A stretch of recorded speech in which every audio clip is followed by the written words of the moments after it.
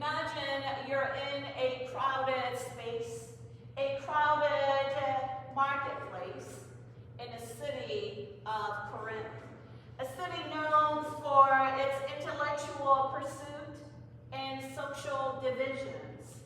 Here, Paul is facing criticism from within the church, where some people are questioning his authority. They crave another type of leader, perhaps one that fits their agenda. Maybe flashy leaders who boast of their accomplishments and pronouncements. But Paul takes a different type of approach.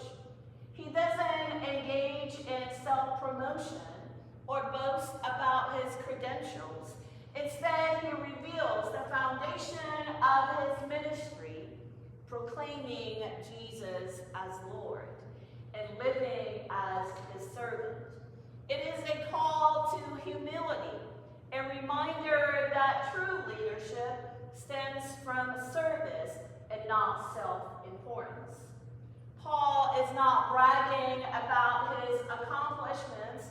Instead, he reveals the core of his message, proclaiming Jesus Christ as Lord and living as his servant here on earth.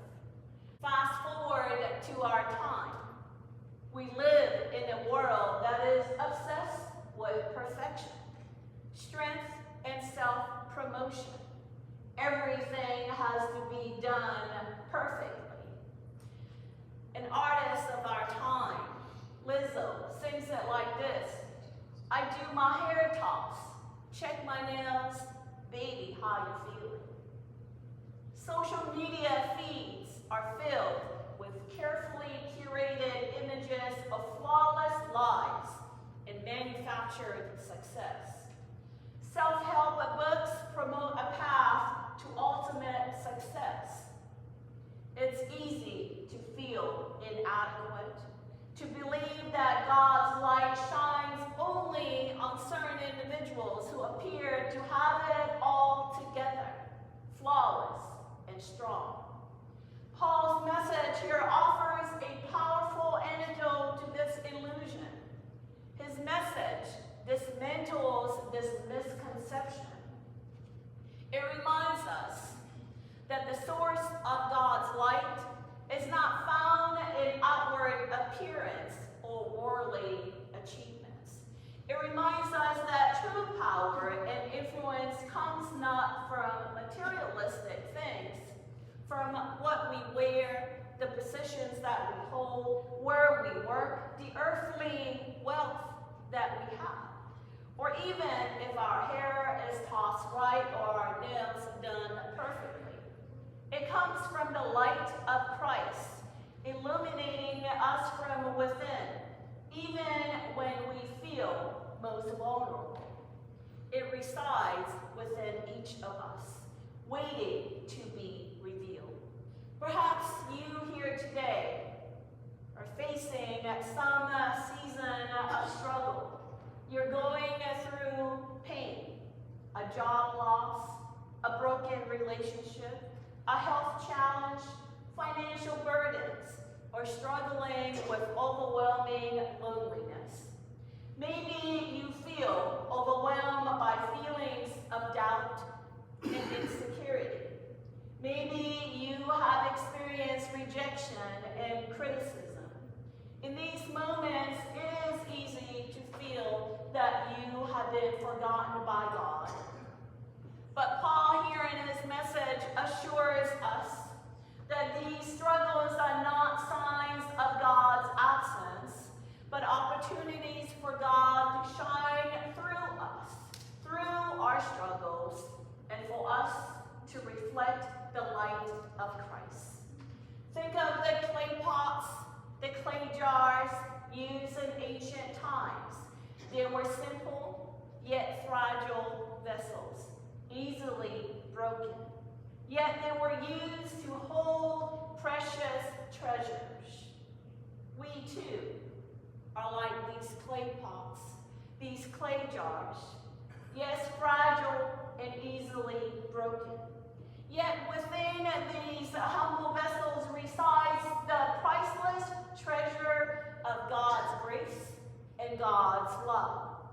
a light waiting to illuminate the world around us.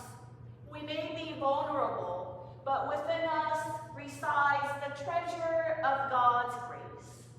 It is in our moments of weakness, when we rely completely on God, that God's light shines most brightly through us.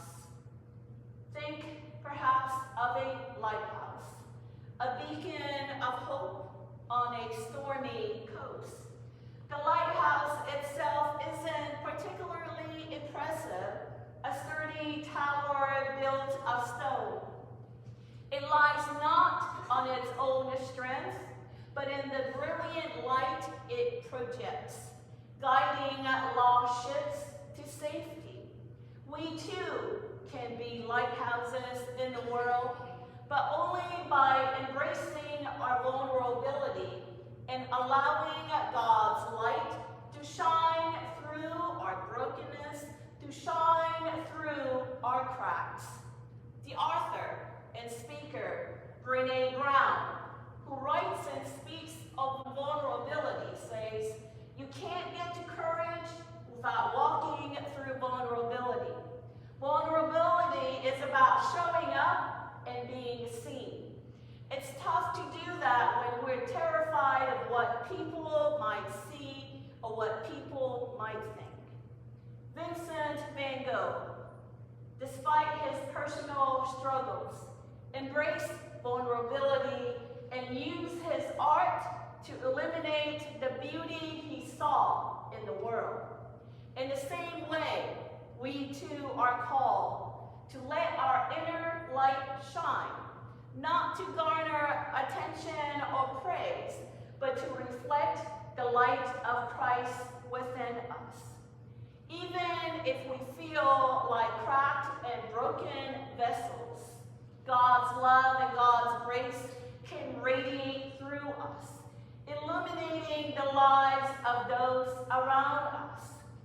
We shouldn't therefore be discouraged by our limitations, but embrace the paradox of Christian living. It is in the midst of our brokenness that God's light shines powerfully. When we live a life of service to Jesus, when we choose to share in his suffering, we become vessels of hope, beacons of God's love in a world desperately needing it. In Paul's words, we are afflicted in every way, but not crushed, perplexed, but not driven to despair, persecuted, but not forsaken, struck down, but not destroyed. Death in me, life in you. When we surrender our self-centered desires and agendas, we become instruments of God's transformative power in this world. When we let go